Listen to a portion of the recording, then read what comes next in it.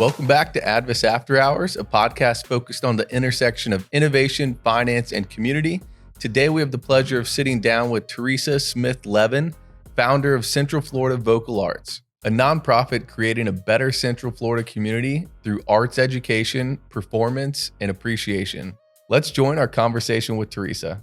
Usually we start at the beginning of your life, growing up, how you got into the arts, but maybe let's start with your experience with Victory Cup. Sure. Because that's when we first met you and we first saw you speak, and I think you did an incredible job. Thank you. Tell us a little bit about that. Victory Cup is really interesting because we applied for 8 years before we were accepted, and I'm just a very stubborn person. So I kept at it and thinking, all right, I really think this is a wonderful platform for people who don't otherwise know about what we're doing to learn about it and really engage with the philanthropic and corporate community. And so this past year, I went at it from a different angle because for Central Florida Vocal Arts, we don't have any development staff. I am the development staff, which means I write all of the grants. And I think I'd done a poor job because I'd been writing Victory Cup like a grant. And that's not what they want. They want the heart. They want the story. So speaking about the Center for Health and Wellbeing, I wrote about a story, an experience that I had there the first class that I went there to teach. And so I had taught this class and Music for a Joyful Life for people who don't think of themselves as singers or artists. And really, I start the class going around and asking people their name and why they chose to be there. About 50% of the people do some sort of caveat. Well, my sister was the real musician, but I always really just enjoyed it. But I'm not very talented. But I thought there's always this this asterisk of why they're not a real musician. And so I bring that to their attention after everybody's introduced themselves and say, actually, you're all artists, you're all creatives. You were born that way. And so we're going to come back to that today. We're going to meditate on that. And we're going to make a promise not to judge ourselves or others. And this is going to be a space where we're just going to make our sound, use our voice. And it's really healing for a lot of people because I find that most people who tell me that they're not singers or I wouldn't want to hear them sing or they're tone deaf, there is some experience in early elementary school where we learn that we're not the right kind of singer. There's this myth of talent only. And so we stop singing. And when I ask people to think about that moment, I would say probably about half of them have a specific moment when that happened, when that decision was made. And so helping us to overcome that gap and to take those risks. So anyways, we get done with the class and everybody's kind of lingering back and saying thank you. And I'm noticing this one woman who is waiting till everybody's kind of gone. And she comes up to me and she gives me this big hug and she says, thank you so much. I'm trying to deal with this trauma. And there are some days that I wake up and I don't want to do life anymore. And she's like, and this, I think, was one of the first times I really felt differently about that. And so I use that to say, and that's what happens when I have 1 hour with a person. And so if we're talking about a child who's in a Title I school setting, who is in a vulnerable population, and they get to be with one of our teachers 30 minutes every week, starting in 6th grade till they're in 12th grade, we change someone's life trajectory. And that's what I want people to understand is it's so much more about, do you sing pretty? It's how do you feel about yourself? Are you able to show up as the fullest version of your authentic self? And so for me, that's what I wanted to convey at Victory Cup is that it's not just about pretty performances. It's about sparking life into our community so people can show up the way they were meant to show up as the fullest version of themselves. And we as a whole community will be elevated as the individuals in it are able to really embrace who they are, what their natural gifts are, and show up in connection, empathy, kindness. That's a great story and illustration of exactly the core of the mission of what y'all do. Absolutely. And you were even talking about this earlier today with kind of just, it's not the same thing at all, but what we're doing on the podcast and putting yourself out there and that kind of feeling of. Yeah, this is being on camera, social media was never my thing or my focus. Yeah. But first of all, I love the conversations we have. And I think it's great to connect with people. But the camera part, I also think it's good for us to put ourselves in uncomfortable positions. It's interesting. There's a lot of neural research around trying new things, trying things that cause sort of emotional discomfort, that take risks, especially in group settings. Mm-hmm. And so if you think about any time you were out of your own element, Like I always think about when I would do like a summer sing abroad, right? You get dropped off in a country where you don't speak the language, you don't know anyone there, and you're sort of just trying to figure things out. The bonds that you form in that are really different and unique because you're all experiencing sort of that emotional discomfort, that risk taking together. And so I see that happen in a classroom when there are people who don't consider themselves artists and they're doing something that really is like scary. Right. Unlike any other instrument, if I'm a pianist and somebody says, "Oh, your piano's a little tinny. It's not a great instrument." You go and you buy a different piano. You can't do that as a singer. And so when somebody says they don't like your voice, they're saying they don't like you. Right. And that's why it is so hard to put yourself out there that vulnerably. That is why I think singing is so unique when you think of music. But I also try and really impart that beauty, vocal beauty, is completely subjective. Where did this journey start? Was getting into the arts always the goal? When was the first moment you're like, this is exactly what I want to do in my life? I think that was a bit inborn for me. I always sang, I always danced around, I always loved to sort of play and perform. I remember I drove my grandmother nuts because she'd want to take a picture of me. And as soon as she got a camera, I was like, and she every time she was like, stop posing. What do you mean? This is how I normally look. I'm poor. So I think there was a bit of that just is me. But I actually think that that's true for a lot of young children. If you look at little ones, they have sort of this fun, playful, performative nature, right? And then we sort of shut that down. I think the reason I was able to do what I do is because I won the parent lottery. My parents never told me I couldn't do anything. And it's really important to understand because I was not a naturally gifted singer, but I love to produce shows. And I used to make my cousin Kathleen do shows when we were at family gatherings. My little sister, my sister is a performer now. She was a bit accommodating. My cousin hated it. And then I would, bring my family into the living room. I would charge them admission because I was entrepreneurial again at 6. Love and it. so, What was the cost of admission? yeah, I think it was like a quarter, but you couldn't come in the living room unless you paid me the quarter. So that was the deal. I did music education in undergrad, and that really is training for being a classroom teacher. I was glad that I went that direction. I went to UCF. And then in order to get sort of the other side of the coin, I did my master's in vocal performance, which really is more focused on the pedagogy, the teaching of singing, and the performance. And that was from Miami. And then I came back here, and the opera company, it was Orlando Opera at that time. I'd sung with them in college. It had filed for bankruptcy, didn't exist. There was a small interim company. And so there was really this sort of gap in the market. And not intentionally, but just kind of came to pass that's how I ended up starting a performing arts company in 2012. And well, here we are. And from our conversations before, that epiphany was a bit of an overnight thought. Not as a metaphor, truly overnight. It just kind of happened. I was supposed to do a show with a theater in Claremont called Amal and the Night Visitors, and it's a Menotti operetta. And I was going to sing the role of the mother. And then my student was supposed to be the boy soprano. And we'd been working on that. They went to cast the show. They couldn't pull the male talent. It was in Claremont. This is kind of predictable, really. But they changed the show. And it was kind of like, bummer. But again, this was not a unique circumstance. That kind of thing really, it just happens sometimes. You can't cast the show. Something goes wrong. Shows get canceled. Went to bed. Didn't think much of it. I woke up in the middle of the night with you have to do this show. I didn't know what that meant at the time, but you have to do this show. So I sat at my countertop and thought of who I could cast in the show and where we could do it.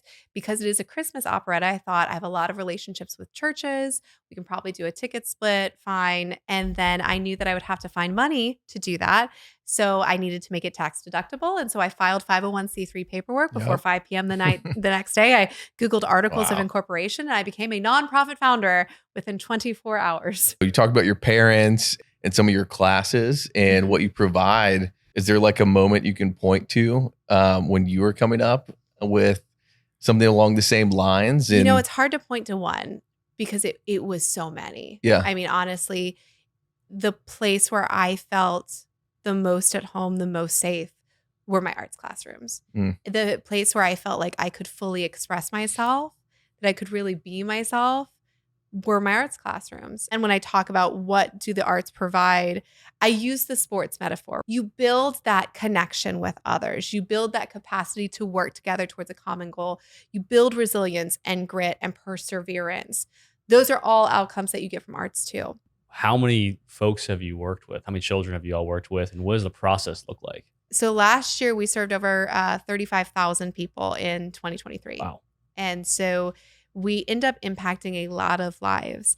We have programs with the arts education side of things, our voice studio all the way from age 5 to 95. So it runs the full gamut. Our Arts One-to-One program, which I think is our most impactful, that's for ages 6th grade through 12th grade. And that's Title I students who are then able to receive free voice lessons weekly. And that's with a partnership with Orange and Osceola County Public Schools. Okay. And we're starting a partnership that I'm very excited with Camp Boggy Creek. Are you familiar with the work that they do? A little bit, but they're children with diagnoses. Yeah. So everything from epilepsy to autism to cancer to all sort of medical diagnoses. And they serve these children in a diagnosis-specific camp each week.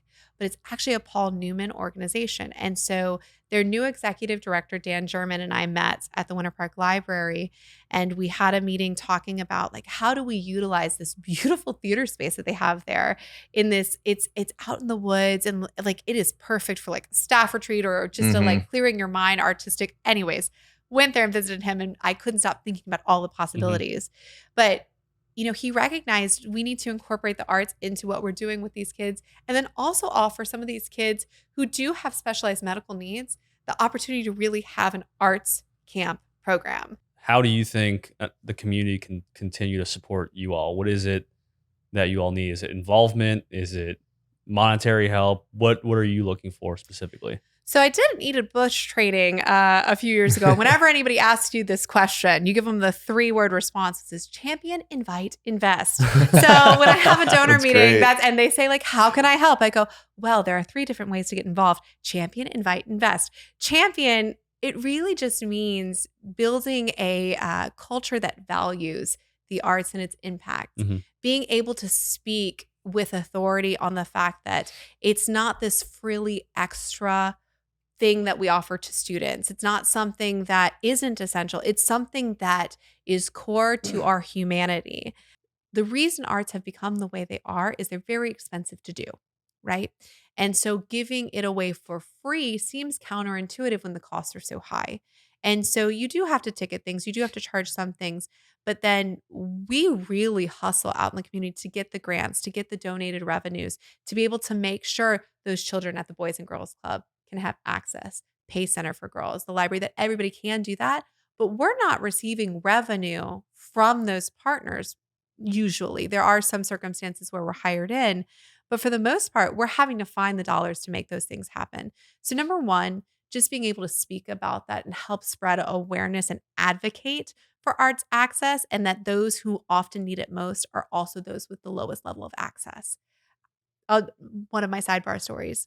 We did a performance a couple years ago called Opera on a Bus. Okay. To celebrate Link's transportation. It was some anniversary, maybe 50 year. I don't know. We did Opera on the Bus. And so it was a surprise pop-up performance on a Lynx bus, a running awesome. Lynx bus that went from downtown all the way down to the Florida Mall. And Buddy Dyer came on for a minute and was on the bus with us and we streamed it. And then there were a couple of news stations that came and covered it and caught B-roll and whatnot. And so when we got off at the station at Florida Mall, there was a man who had rode the bus with us. And he said, I was supposed to get off 2 stops ago and go to my job, but I just couldn't leave. I feel like God knew that I needed this in my life today. Wow. And the point is that man was never going to find himself in an opera house. But we did Opera on a Bus where he was, and he did appreciate it, and he felt it, and he felt healed by it in a way. These are the people that need to be receiving these benefits. We all do, but it's just that the people who really, really could need it are those who are least likely to have it. So being a champion for it, inviting people to what we do. We do summer programs. We do community performances. We have classes at the Center for Health and Wellbeing. And a lot of these opportunities are completely free. Just go attend. If we're not having anyone there, we're not fulfilling our mission. So come to something. Our Summer Institute 2, which is our older student summer camp, actually is on a wait list already, which is cool, but also a bummer because I'd love to serve more kids. But Right. yay that it's filled up. We still have space for the little ones, our 7 to 12-year-olds. And that's one of my favorite programs that we do because it is so invested in having these social, emotional wellness outcomes for young people through the arts. And then invest. Like I said, it always takes money to keep the machine moving. That's one of the things I try and help staff and board to understand is that it's fuel in the engine. We can't achieve mission without keeping the car moving. Mm-hmm. Clearly there's the huge impact on a personal, emotional level. And then there's art all around us that people are they're disconnected from. Why is there such a disconnect? It's hard You're to 100%. figure out. It's disconnect. It's the connecting the dots that's missing, right? Loneliness Yes. is the new Yeah. obesity. And so people are so isolated, disconnected from others and from themselves that they can't even see what's around them. And by being able to recapture this creativity, this part of self, right, we start to come back into our own fullness of being and start noticing things, start becoming more aware, start becoming more joyful, playful, creative. Personally, how do you measure success with what you're doing? When I'm writing a grant application, I have to have something that says it, right? I think a lot of people do quantitative data, and I threw out that, over 35,000 number last year. That's good quantitative. But if we are saying our mission is we want to have a community that is equitable for all, I need to look into that number and go, are the people who are engaging with my programming representative of my whole community? Or is it still mostly people who are affluent and white who are able to access my programming? I have to look at that. I have to look at what are they saying after the performance. So we survey all the audiences after the performances. They get a survey and they ask the basic questions, but then they also ask other questions like, did you have a changed perspective after this production? With our students, we say, how did your confidence change after being involved in our programming? What was your belief that you could overcome obstacles that you were fearful of after engaging with our programming? Did you believe you were cared about by peers and adult mentors after our programming? Because a kid who feels that people care about them doesn't bring a gun to school. Right. To me, if I know nothing else, a kid who feels like they matter to someone is tremendously at lower risk of suicide and of school violence.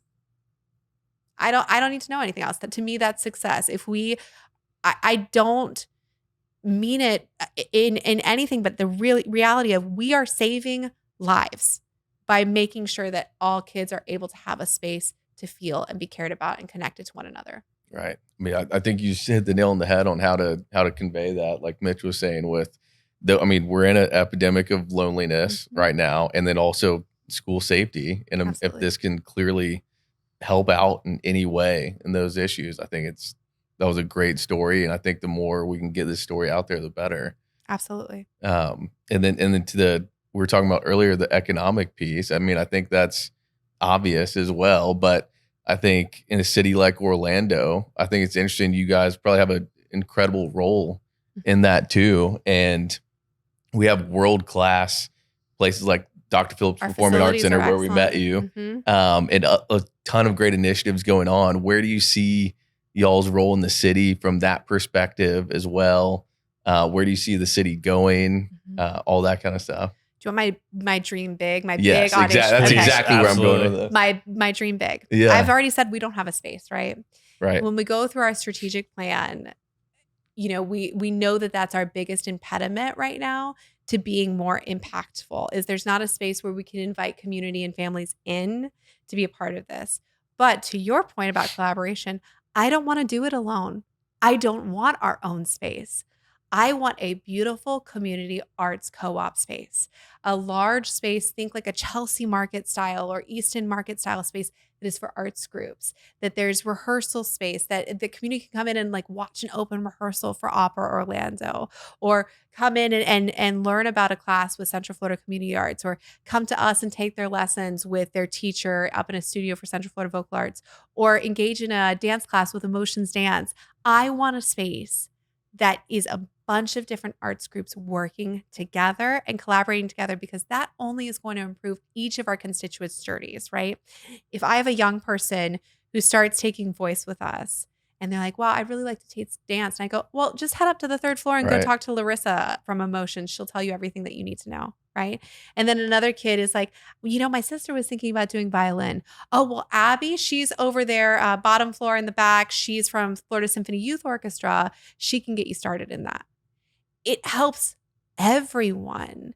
When we're talking about being an advocate and being aware of what's going on, there isn't a space like that. And we perform at the Dr. Phillips Center, and I love the Dr. Phillips Center, but the Dr. Phillips Center primarily showcases touring groups, right? You have the Broadway series. You do have some staples, especially in Steinmetz, but for the most part, they're touring companies, right? Where is the space that the community can go in and learn about the arts, experience really beautiful visual arts, and engage with a bunch of different nonprofits about that work? That's what I want. And so I would, these are not siloed conversations. I've talked to the people, but that will take catalyzing government behind that to make that happen. It will take getting support from multiple foundations to underwrite that and coming together to create something that is truly a gift to the community. In my mind, that's what legacy looks like. And that's what I want to see. I think it's attainable too. I mean, it's a dream big thing, but it makes sense. And the way you illustrated makes sense. Yep. And so hopefully we get there. And if we can do anything, we'll share your message at the Look, we middle, just keep talking, speaking it. Exactly. We'll clip that for sure. That's going to be clipped. We're going to send that out. It'll be great. Speaking it into existence. There are here in Winter Park, again, born in Winter Park Hospital. I love this community. There are so many city-owned, underutilized spaces that could be gifted to nonprofits to do amazing work. Right. Think of like the Center for Health and Wellbeing, right? That beautiful space. Now think of something like that is completely arts focused. It's open to the community. People are coming in. Like, I think it would be a game changer here in Central Florida and something that I'd really like to see happen. In light of all this, where do you see Central Florida vocal arts in 10 years, 15 years, 20 years down the road? What's next? Assuming maybe we even get that facility, what else is on the horizon? So do you know about United Way and the work that United Way does? And you have 211. If you're in crisis, you call 211, right? Gotcha. I kind of want to think of what we would be as something that people know about as a resource when they're in a different kind of crisis. A crisis of loneliness, a crisis of sort of loss without purpose, a place where they know they will be welcomed and appreciated and have an opportunity to get things back on track. I work way too much. I work really long weeks and don't have good sort of work-life boundaries. I'm going to be honest about that. But you know what I do have? Purpose. I wake up every morning inspired to do the work that I do. And so I might get tired, but I don't feel lost. And that's really a pretty cool thing. I want to be a place that people know that they can come to and get that support, and it's accessible, and truly believing that we are a resource for transforming individuals, investing in individuals, and helping that to transform our whole community. So I want people to know about it so that they can engage with that. They can have those opportunities for themselves.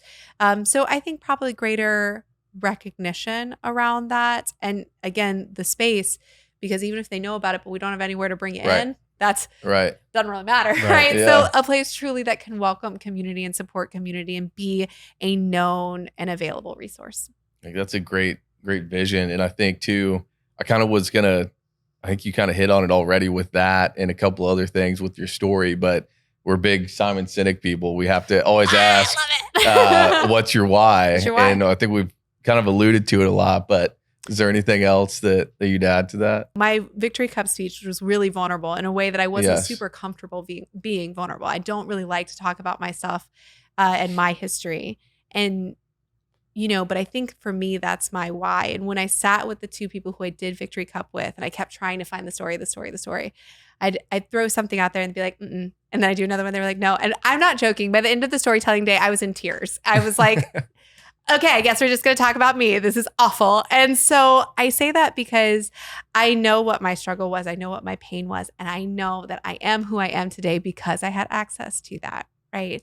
And so to me, my why is for every person to become who they are meant to be and to be able to process and heal whatever that might be. And so I actually have a talk tomorrow that I'm giving. And when I do this in a slideshow presentation, I show a picture of like 4-year-old me and then like grown me. And then the third picture is my daughter. And I go, I want to make sure that whatever it is for her, her friends, anyone else, there is a place where they can heal, feel, process, and become exactly who they're meant to be. Love it. So that's my why. Everybody deserves that opportunity that I had. A question I have, and my wife's a teacher. She's a fifth grade teacher.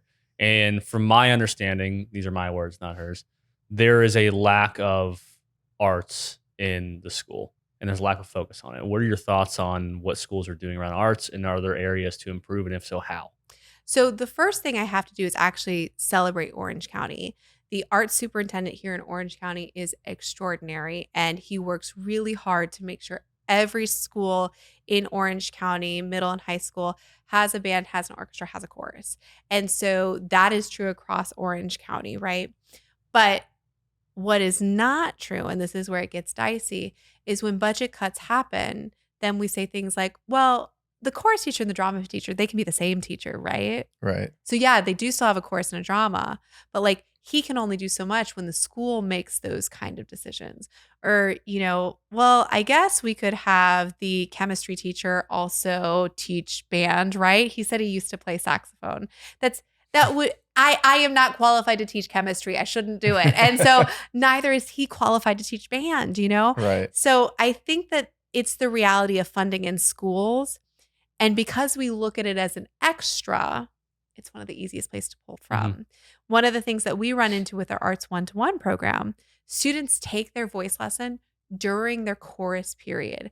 That way, they don't go home and have to deal with the digital divide because, again, we're dealing with a lot of populations who are in poverty. They may not have reliable internet access at home. They may not have a private room where they're able to take that. It might not be a safe environment.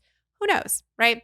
So they take it during the school day. Well, with all the testing, where do you think the kids get pulled from to make up that testing? They get pulled from chorus.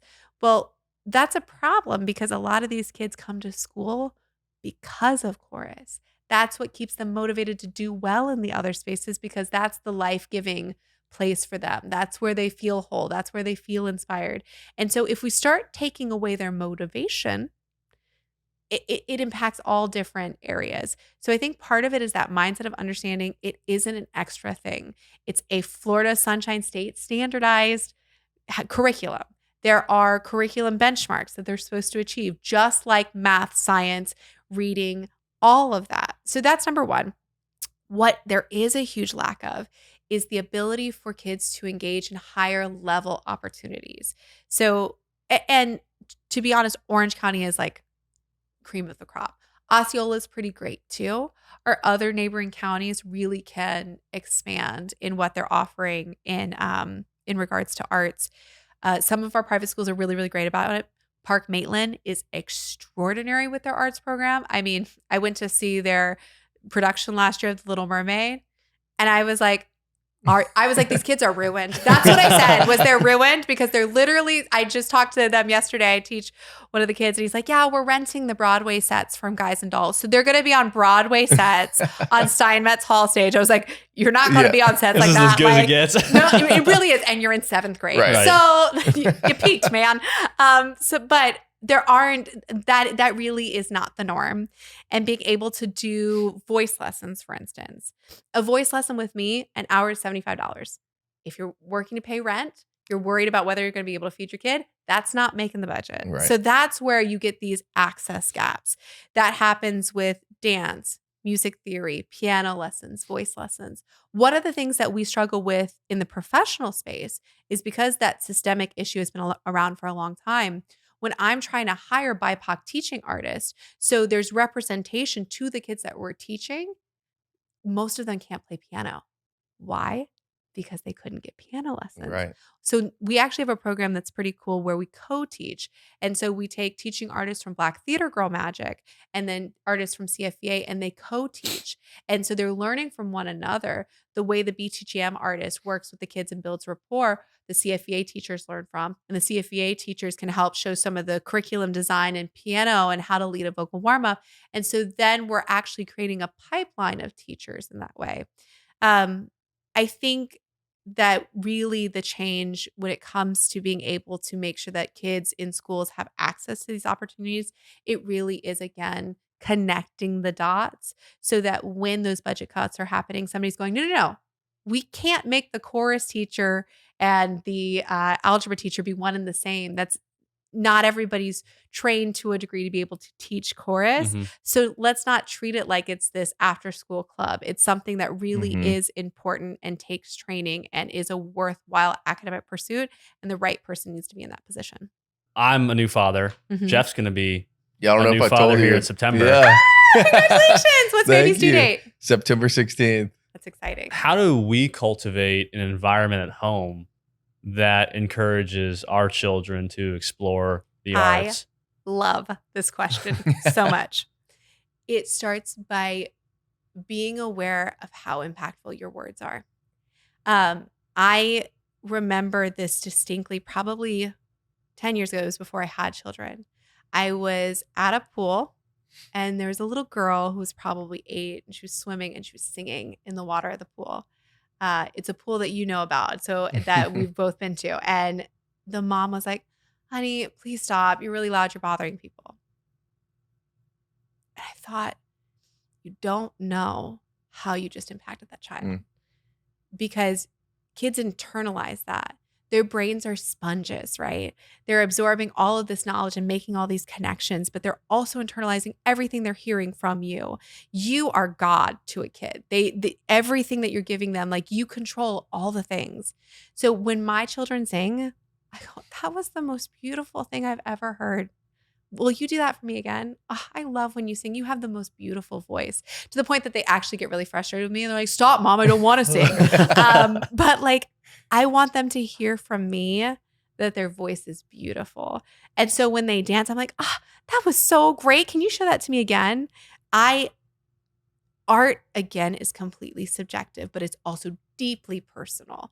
And so when they do anything artistic, whether it is a drawing, whether it is dancing, whether it is singing, I just tell them, that was so amazing. I am so proud of you.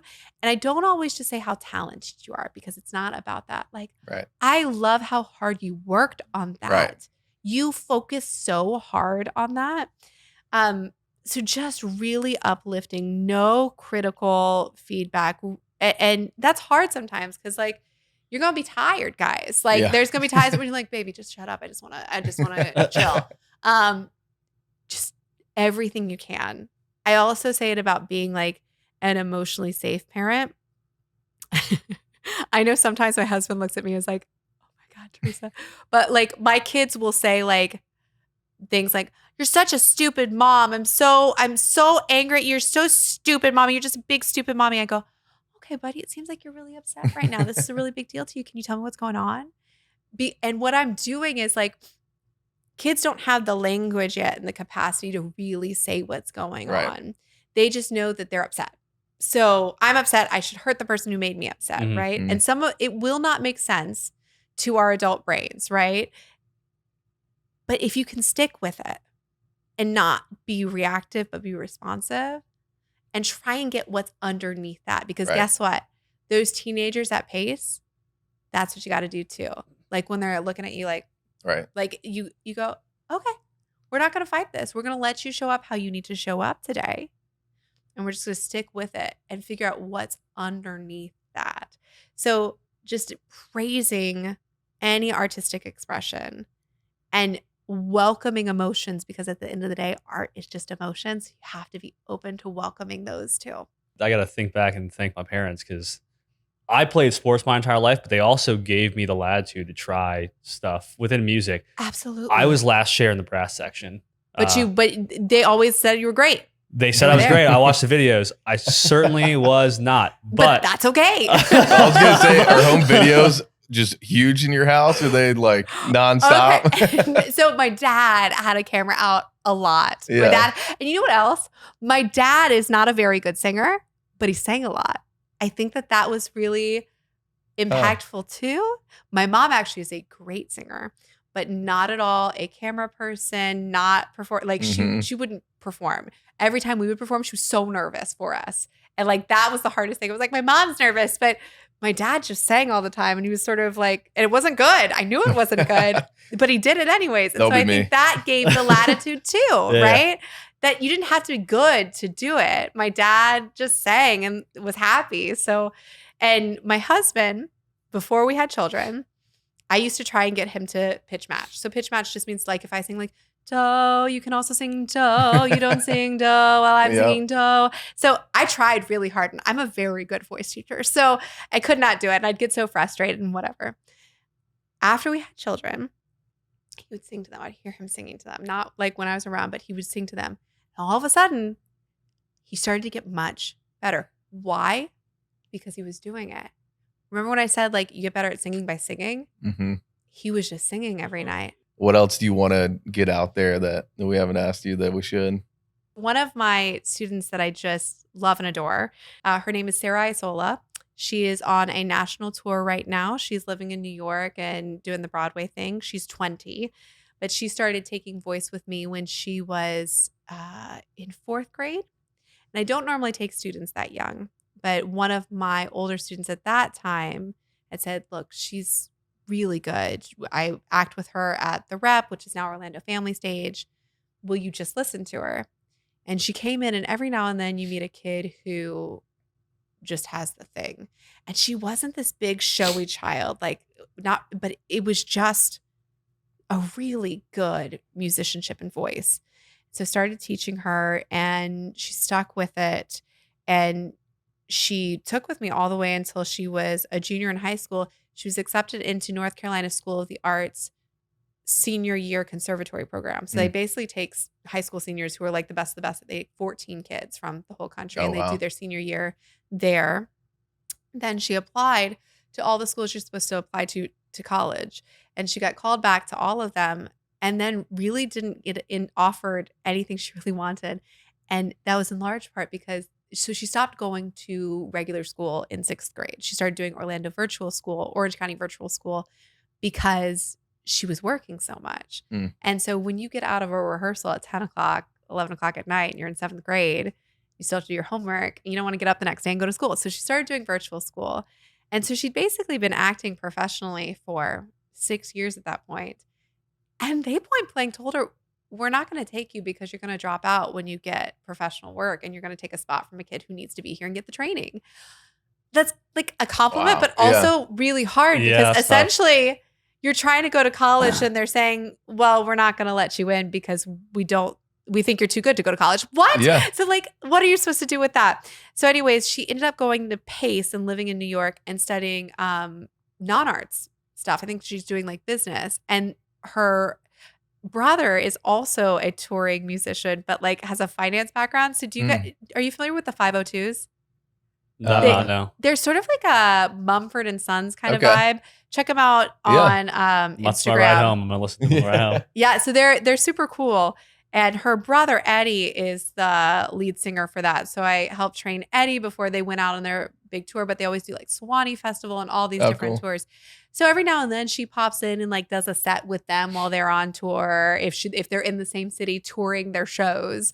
So she's killing it. She booked her first national tour while she was still in high school, which was the fated Emoji Land, the musical. It didn't end up touring, but they cast it. They took them to like 2 cities and they said, we ran out of money. So she ended up not being able to tour that. But then she booked a bunch of stuff right after that. The girl who's doing our Fringe show with us, she's right now on the national tour for My Fair Lady. But then you also have these different success stories. So you have the ones who like make it big and go to Broadway, which is super cool. One of my former students is doing Gloria Estefan in On Your Feet national tour. So I've got kids all over doing the thing, and that's amazing. But then I also think about students who were, we have one student who she started with us when she was in 4th grade, and she has moderate to severe autism, and she's not fully verbal in her expression. But every year she gets up and she performs a full song at the recital, and the kids stand up and give her a standing ovation every year. And she comes up to them and she gets really close, and she tells them how great they are. And like, that's a success story too. Mm-hmm. Wow. Like seeing the way she feels so good about herself and so proud of herself afterwards, and seeing how those kids are proud of her and empathetic and connected in that way. That's what I want to do. That's what success looks like too. Wow. Absolutely. Yeah. That was a good question. So it's funny whenever I meet people and they're like, "You're not passionate at all, are you?" No, I'm just blown away at some of these stories. They're awesome. And that's what I say is like, I do work too much, but I get to wake up and every day and have these kind of experiences. How stinking cool is that? Yeah. So a lot of this, it seems like it might involve work from the parents. Is that the case? And was the lift on that, or is that not the case with a lot of these situations? So yes and no. And I have strong feelings about parents' involvement. And it's really that your role as the parent of an artist, especially if this is a child who's on a prospectively professional track, is to be their cheerleader.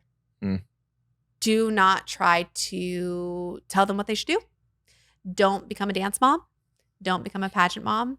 Trust the professionals that you've hired to do the work.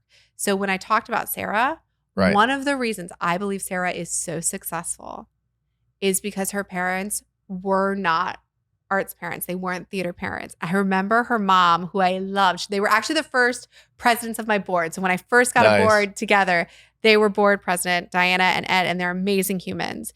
And I remember Diana talking to me about like some of the theater moms and just being like, "Oh my God, they're crazy." I said, "I know. You're doing it right. Just, hang back. Don't try and get in with the crazy." And they basically just said, "All right, tell us what to do." And say, "All right, so I want you to send her to Beth Marshall. She's my acting coach. She doesn't normally take kids this little, but I think she's going to see the same thing that I see in Sarah. Go in and see." So she became her acting coach. Then my acting coach was Sarah's acting coach.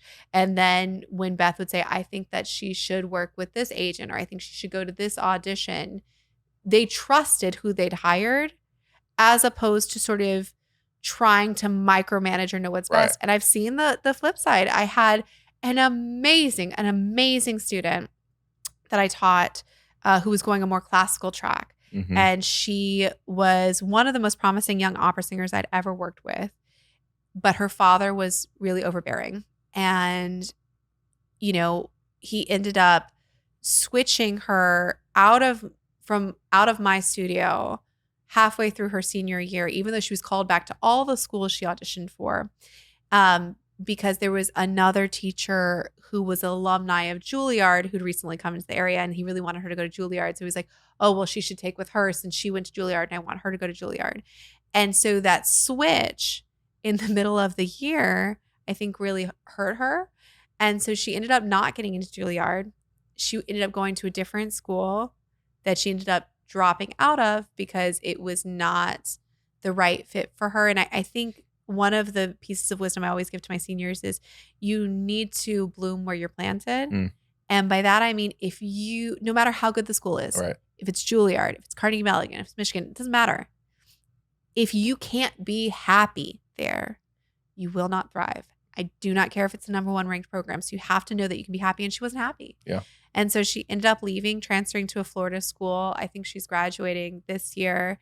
But I think those are the two sides of the coins. If you can just trust and go with the steps of the people who know how to do this, you want to be involved, but you don't want to become a dance mom. Yeah. That can really hinder, first of all, your child's passion, and second of all, their success, because you haven't lived it and been there. And even with best of intentions, you don't know what you don't know. One of the things I hear from parents a lot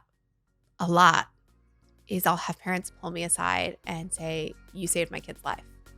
Wow. And what they're saying is, my kid was sad. My kid was lonely. my kid was suicidal, my kid was unwell. And so it's not necessarily a breakthrough in the respect of their talent or their capacity. What parents most tell me is, you saved my kid's life. And that sounds so cliche, but they're really just saying like they were lost and now they're found. They have a sense of belonging. They know that they matter. I think that's the most important piece of y'all's mission and what you shared today, and really appreciate you coming by and This is so much sharing fun. that with us, and look forward to just getting that mission out there more. Absolutely. Thank you. Thank No, thank you. you. You guys are so much fun. This was such a great time.